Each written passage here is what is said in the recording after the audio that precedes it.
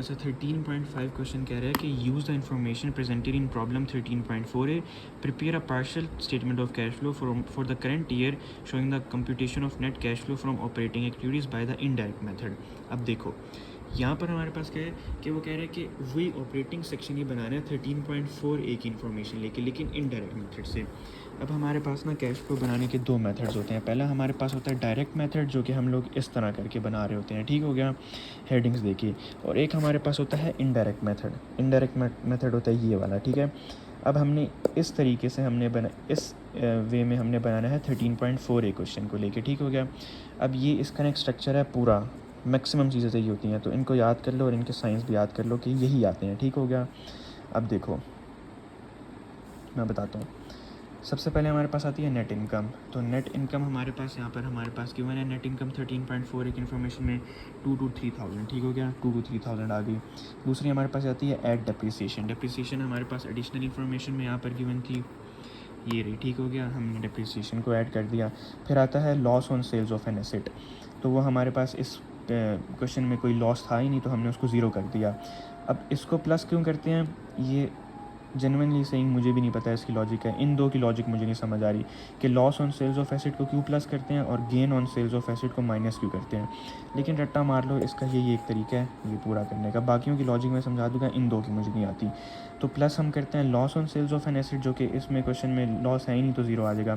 फिर माइनस करते हैं gain on sales of an asset. अब गेन हमारे पास क्या है, यहाँ पर हमारे पास लिखा हुआ है कि gain on sales of marketable securities 4,000, और इसको हम लोगों ने माइनस करना है क्योंकि यहाँ पर रूल में है, ये मुझे पता नहीं कैसे, ठीक हो गया। फिर हमारे पास है डिक्रीज़ ऑफ अकाउंट्स रिसीवेबल। अब ये प्लस क्यों करें, वो तो हमें ज़ाहिर सी बात है पता है कि अकाउंट्स रिसीवेबल जो हैं वो जब डिक्रीज़ होते हैं तो वो प्लस किए जाते हैं, क्योंकि एसेट जब कम होता है तो उसको हम लोग ऐड कर देते हैं। तो अभी हमने कैलकुलेट किया था, हमारे पास अकाउंट्स रिसीवेबल इनको इसमें से माइनस करो तो 70,000 आता है, और 70,000 आता है तो हम उसको क्या करेंगे, प्लस कर देंगे, क्योंकि हमारे पास जो है वो अकाउंट्स रिसीवेबल कम हो रहे हैं, तो 70,000 ये आ जाएगा। फिर हमारे पास है इंक्रीज़ ऑफ इंटरेस्ट रिसीवेबल और वो डिविडेंड रिसीवेबल, ठीक हो गया। तो इसमें हम लोग क्या करते हैं, इंक्रीज़ हमारे पास हो रहा है, यहाँ पर देखो इंटरेस्ट रिसीवेबल है ना हमारे पास, पहले 6,000 था और 9,000 एंड में हो गया, डिफरेंस लो 3,000 आ जाएगा।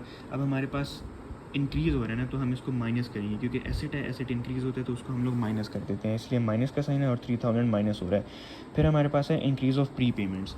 अब प्री पेमेंट्स यहाँ पर देख लो, पहले हमारे पास 15,000 थी, एंड में हमारे पास 20,000 होगी, डिफरेंस लो 5,000 आ जाएगा।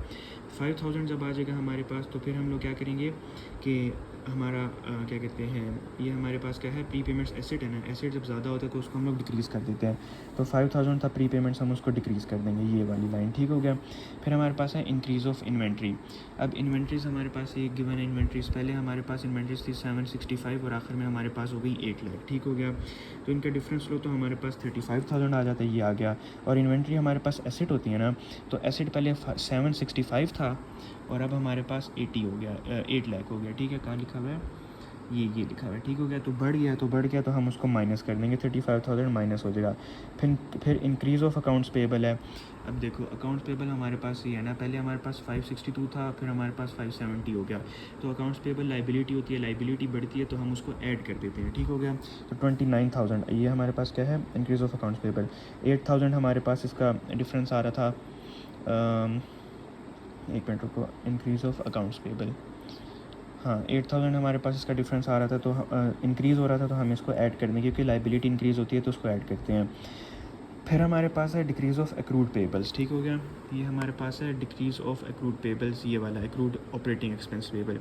पहले 94,000 था, फिर 65,000 हो गया, कम हो गया ना, पेबल कम होता है तो हम उसको माइनस कर देते हैं, क्योंकि लाइबिलिटी कम होती है तो उसको हम माइनस करते हैं।